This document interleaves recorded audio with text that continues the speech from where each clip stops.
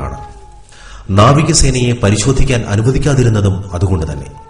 തമിഴ്നാട് പുറമേ അവകാശപ്പെടുന്നത് പോലെ മുല്ലപ്പെരിയാറിന് കരുത്തുണ്ടെങ്കിൽ ഇവിടെ വിശദമായ പരിശോധന നടത്തുന്നതിന് എന്താണ് തടസ്സം?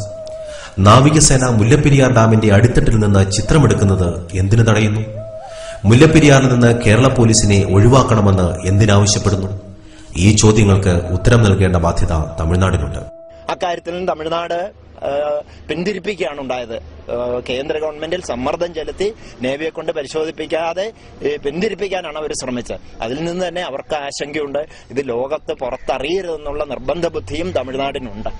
മുല്ലപ്പെരിയാർ അണക്കെട്ടിന് തകർച്ചയുണ്ടായാൽ ഒന്നിനു പുറകെ ഒന്നായി നിരവധി ദുരന്തങ്ങൾക്ക് അത് കാരണമാകും. മുല്ലപ്പെരിയാറ്റിൽ നിന്ന് ആർത്തലച്ചൊഴുകിയെത്തുന്ന ജലത്തെ ഇടുക്കി ഡാം താങ്ങി നിർത്തുമെന്ന വാദം അംഗീകരിക്കാനാവില്ല.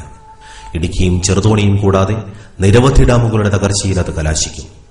1975 ചൈനയിലുണ്ടായ മഹാദുരന്തത്തിൽ പെൻക്വിനോ, ഷിമാൻഡൻ എന്നീ 2 ഡാമുകൾ തകർന്നു. ദുരന്തത്തിനിരയായ ഹെനൻ മേഖലയിൽ മാത്രം 2,30,000-ഓളം ആളുകൾ മരിച്ചു. ഇടുക്കിയിലും ഇത്തരമൊരു ദുരന്തം ആവർത്തിച്ചാൽ പെരിയാറ്റിലെ നിരവധി അണക്കെട്ടുകളാണ് തകരാൻ പോകുന്നത്. മുല്ലപ്പെരിയാർ പ്രശ്നത്തെ ഇപ്പോഴും ലാഘവബുദ്ധിയോടെ കാണുന്ന എറണാകുളം ഉൾപ്പെടെയുള്ള പ്രദേശങ്ങളിലെ ജനങ്ങൾ യാഥാർത്ഥ്യബോധത്തോടെ കാണേണ്ട പ്രശ്നം ഇതാണ്. മുല്ലപ്പെരിയാർ ഭീഷണി ഉയർത്തുന്നത് ഇടുക്കി ജില്ലയ്ക്ക് മാത്രമല്ല, സ്മാർട്ട് സിറ്റിയെ സ്വപ്നം കാണുന്ന അറബിക്കടലിന്റെ റാണിയെ, കേരളത്തിന്റെ വാണിജ്യ തലസ്ഥാനത്തെ ചരിത്രത്തിന്റെ ഭാഗമായി മാത്രം അവശേഷിപ്പിക്കാൻ കഴിയുന്ന ഒരു മഹാദുരന്തമാണ് നമ്മുടെ കൺമുമ്പിൽ തലയുയർത്തി നിൽക്കുന്നത്. ഇടുക്കി ഡാമിൽ എന്തെങ്കിലും സംഭവിച്ചാൽ ഈ മുല്ലപ്പെരിയാറിന്റെ തുടർച്ചയായിട്ട് ഇടുക്കി ഡാം കൂടെ തകർക്കപ്പെടുന്ന സാഹചര്യം എന്നല്ല, ഒന്നിനു പിറകെ ഒന്നായി ദുരന്തങ്ങളുടെ ഒരു ഘോഷയാത്ര തന്നെ, ഒരു പരമ്പര തന്നെ സൃഷ്ടിക്കപ്പെടാം. അങ്ങനെ വന്നാൽ നമ്മുടെ 4 ജില്ലകളിലെ ഏതൊക്കെ പ്രദേശങ്ങളെ ഏതൊക്കെ വിധത്തിലാണ് അത് ബാധിക്കുക എന്ന് മുൻകൂട്ടി തിട്ടപ്പെടുത്തിക്കൊണ്ട് ഒരു സമഗ്രമായിട്ടുള്ള ഒരു ദുരന്ത നിർവ്വഹണ പദ്ധതിക്ക് രൂപം കൊടുക്കണം. ഈ ഡാം പോയാലുണ്ടാകുന്ന ഭവിഷ്യത്തുകളെ പറ്റി വിദഗ്ധന്മാർ പറഞ്ഞിട്ടുണ്ട്. ഇതിനാകെയുള്ള വെള്ളം അടിയങ്ങ് പോവുകയാണ്. ഇത് പോയാൽ ഇപ്പൊ കിടക്കുന്ന വെള്ളത്തിന്റെ മുകളിലൂടെ അല്ല, സുനാമി വന്നപ്പോൾ എങ്ങനെയാണ് വെള്ളം ഇങ്ങനെ അടിച്ചു കയറി വരുന്നത്.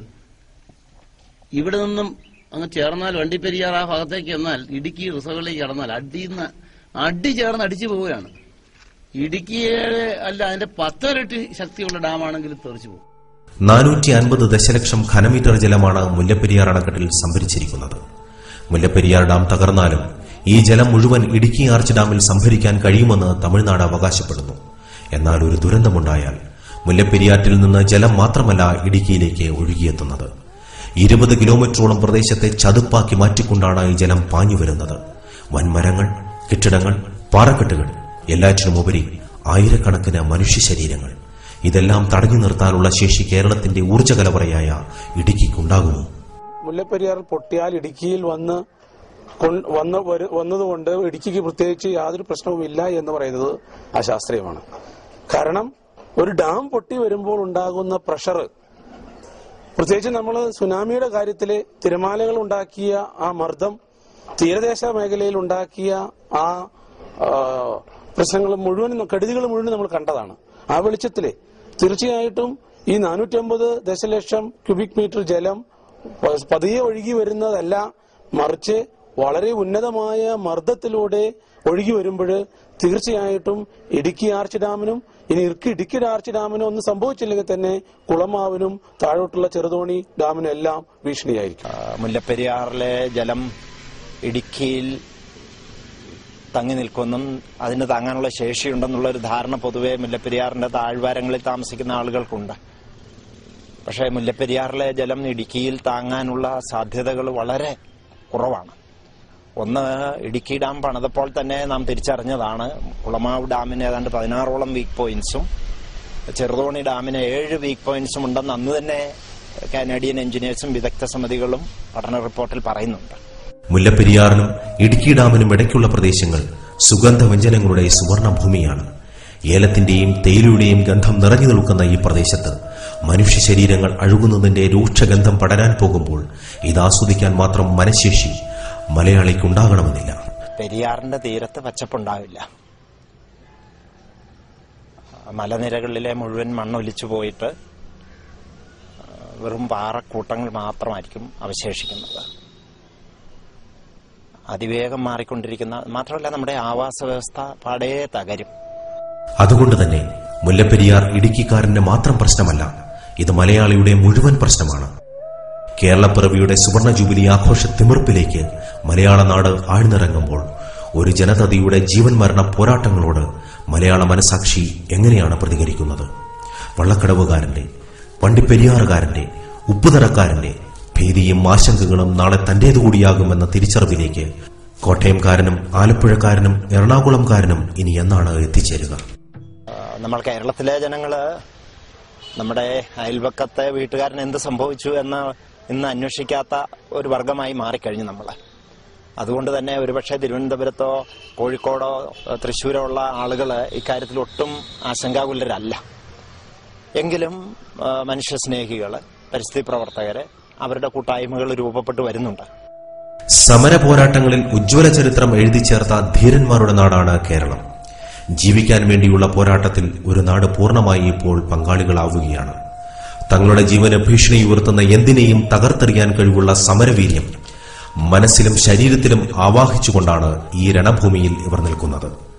ഈ ചർച്ച പൊളിയുമ്പോൾ നാം കൂടുതൽ വർദ്ധിച്ച വീര്യത്തോടെ ആയിരങ്ങൾ മാർച്ച് ചെയ്ത് അവിടെ കനാൽ നിർമ്മിച്ചിരിക്കും, അതുപോലെ ബേബി ഡാം പൊളിച്ചിരിക്കും.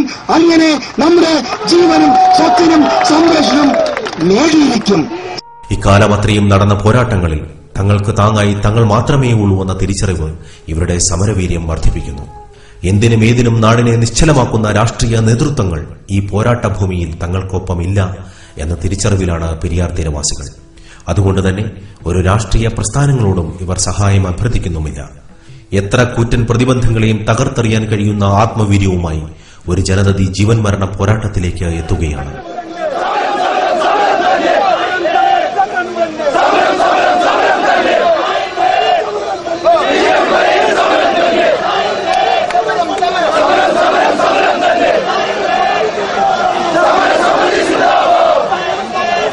മുല്ലപ്പെരിയാർ പ്രശ്നം പരിഹരിക്കാൻ കഴിയുന്ന ഏറ്റവും ശക്തമായ ഒരു ഗവൺമെന്റ് നടപടിയിലൂടെ പരിഹരിക്കാൻ കഴിയുള്ളൂ എന്നാണ് എന്റെ അഭിപ്രായം. അത് എങ്ങനെയെന്ന് ചോദിച്ചു കഴിഞ്ഞാൽ കേരള നിയമസഭ മുല്ലപ്പെരിയാർ പാട്ടക്കരാർ റദ്ദ് ചെയ്യുക എന്നുള്ളതാണ്. അത് ചെയ്യാനുള്ള അധികാരം സംസ്ഥാനത്തിന്റെ അധികാര പരിധിയിലാണ് അതിന്റെ ജലവിഭവങ്ങൾ എന്നുള്ളതുകൊണ്ട് കഴിയും. അതിന്റെ കാരണങ്ങൾ മറ്റാരെയും ബോധിപ്പിക്കുക പോലും ചെയ്യേണ്ടതില്ല. ഇപ്പോൾ നിലവിലുള്ള കേരളത്തിലെ അണക്കെട്ടുകളുടെ ഉയരം സംബന്ധിച്ച്, അതിലെ വെള്ളത്തിന്റെ അളവിനെ സംബന്ധിച്ച് പാസാക്കിയ നിയമം സുപ്രീംകോടതിയിൽ ചോദ്യം ചെയ്തപ്പോൾ സുപ്രീംകോടതി വളരെ ശ്രദ്ധാപൂർവ്വം പറഞ്ഞ മറുപടി ആ നിയമത്തെ ഒബ്ജക്ട് ചെയ്യുന്നതിന് പകരം ചർച്ചയിലൂടെ പരിഹരിക്കാനുള്ളതാണ്. കാരണം എന്തെന്ന് വെച്ച് കഴിഞ്ഞാൽ ആ നിയമത്തെ സുപ്രീംകോടതിക്ക് ചോദ്യം ചെയ്യാൻ കഴിയുകയില്ല എന്നുള്ളതാണ് നമ്മുടെ ഫെഡറൽ സംവിധാനത്തിലെ അധികാര വിഭജനം സൂചിപ്പിക്കുന്നത്. അതുകൊണ്ട് തന്നെ ഈ മുല്ലപ്പെരിയാർ പാട്ടക്കരാർ റദ്ദ് ചെയ്യുവാൻ കേരള സംസ്ഥാന നിയമസഭയ്ക്ക് അധികാരമുണ്ട്.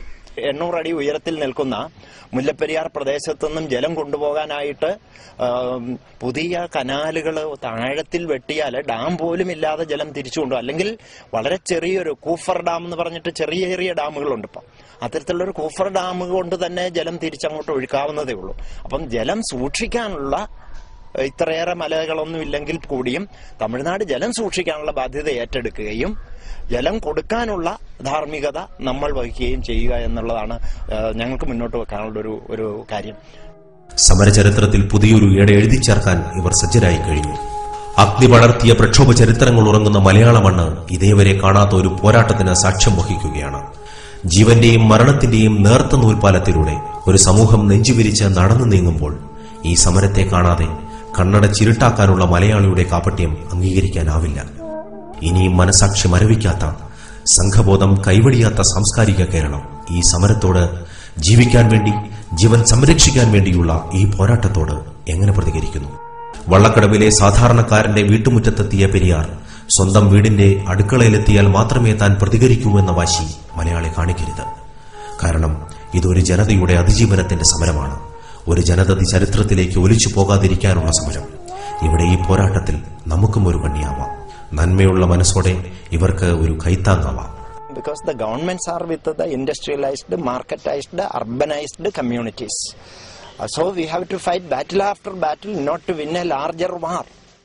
മുണ്ടകപ്പാടത്തെ നാദം കുഞ്ഞേ തകതാതെ മുണ്ടകൻ കൊയ്യുമ്പോഴെവിടിയിരിക്കും തകതാതെ അമ്മ മടിമേലിരിക്കും ഞാനേ തകതാതെ അമ്മ മരിക്കുമ്പോൾ എവിടെയിരിക്കും തകതാതെ അച്ഛൻ മടിമേലിരിക്കും ഞാനേ തകതാതെ അച്ഛൻ മരിക്കുമ്പോൾ എവിടെയിരിക്കും തകതാതെ നാത്തൂൻ മടിമേലിരിക്കും ഞാനേ തകതാതെ നാത്തൂൻ മരിക്കുമ്പോൾ എവിടെയിരിക്കും തകതാതെ കൊച്ചാങ്ങള മടിമേലിരിക്കും ഞാനേ തകതാതെ കൊച്ചാങ്ങള മരിക്കുമ്പോൾ എവിടെയിരിക്കും തകതാതെ എന്റെ വിധി പോലെ ഞാൻ കഴിയും തകതാതെ